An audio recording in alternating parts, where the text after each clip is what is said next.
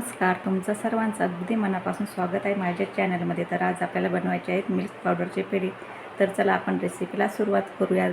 चॅनलवर कोणी नवीन असेल तर प्लीज चॅनलला सबस्क्राईब करा आणि बेल आयकॉनवरती क्लिक करा, म्हणजेच तुम्हाला रेसिपीचं नोटिफिकेशन लवकर येईल. तर चला जास्त वेळ न घेता आपण रेसिपीला सुरुवात करूया.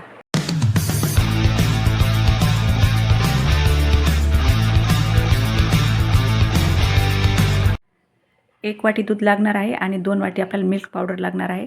तर सेम साईजच्या वाट्या घेतलेल्या आहेत मी ह्या. कोमट दूध आहे हे गाईचं. दूध पावडर टाकायची आहे. परत दुसरी वाटी आपण मिल्क पावडर टाकणार आहोत. आता छान आपल्याला मिल्क पावडर दुधामध्ये व्यवस्थित मिक्स करून घ्यायची आहे. अगदी 2 ते 3 मिनिटं लागतात मिक्स व्हायला. गाठी अजिबात आपल्याला होऊ द्यायच्या नाही. छान असं एकसारखं आपल्याला फिरवत राहायचं आहे याप्रमाणे.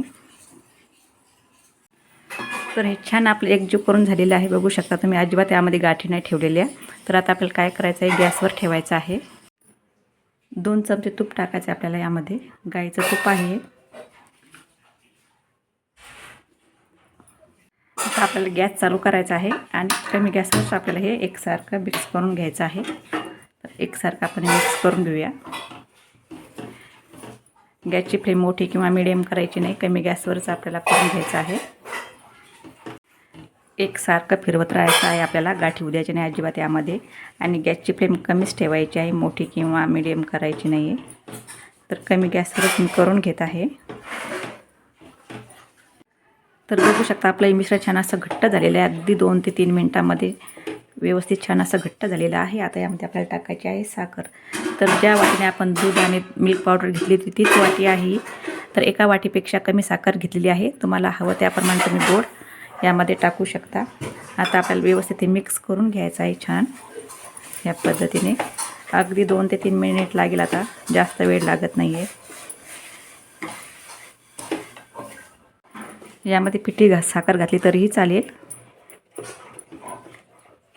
साखर टाकल्यामुळे आपलं हे मिश्रण असं पातळ झालेलं आहे. परत 1 ते 2 मिनिट लागले घट्ट व्हायला, जास्त वेळ लागत नाही आहे. वेलची पावडर टाकूया आणि छान व्यवस्थित आपण हे मिक्स करून घेऊया. तर बघू शकता हे छान असं आपलं मिश्रण छान असं घट्ट झालेलं आहे. तर यामध्ये आपल्याला थोडासा ऑरेंज कलर टाकायचा आहे, छान असा सुरेख कलर येण्यासाठी. तर किंचित टाकूया एवढा आणि छान व्यवस्थित आपल्याला मिक्स करून घ्यायचं आहे. तर मिक्स करून घेऊया आपण.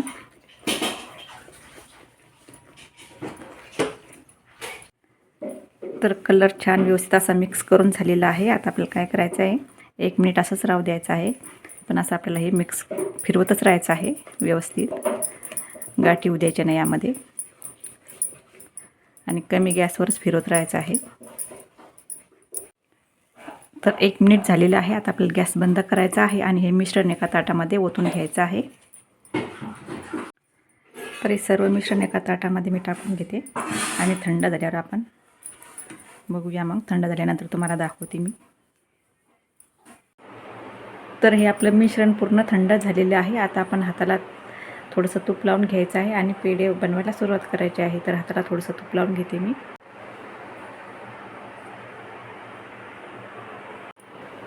तर थोडं थोडं मिश्रण घेऊ आपण.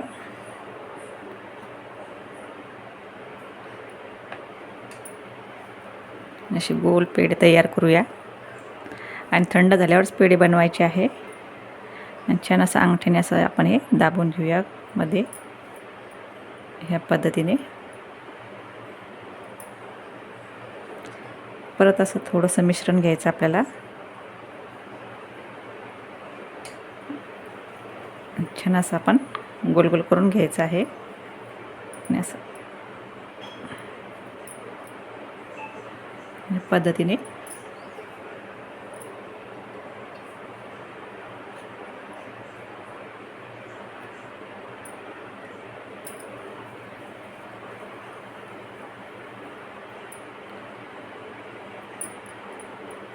छान असा पेढ्याचा आकार द्यायचा आहे.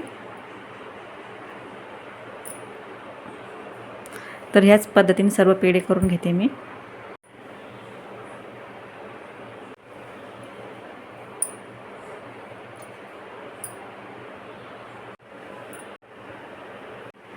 तर सर्व पेढे आपले बनवून रेडी झालेली आहेत. आता यावर आपल्याला टाकायचे आहेत पिस्त्याचे काप डेकोरेशनसाठी.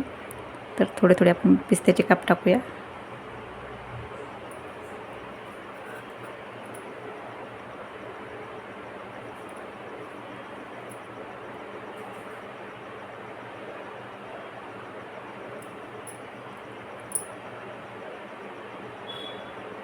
तर ह्याच पद्धतीने सर्व काप मी टाकून घेते. तर पिस्त्याचे काप लावून झालेले आहेत. तर तुम्ही सुद्धा या पद्धतीने नक्की पेढे बनवून बघा आणि कसे झाले ते मला कमेंट करून सांगा. आणि आवडल्यास माझ्या चॅनलला लाईक करा, शेअर करा आणि सबस्क्राईब करायला विसरू नका. धन्यवाद.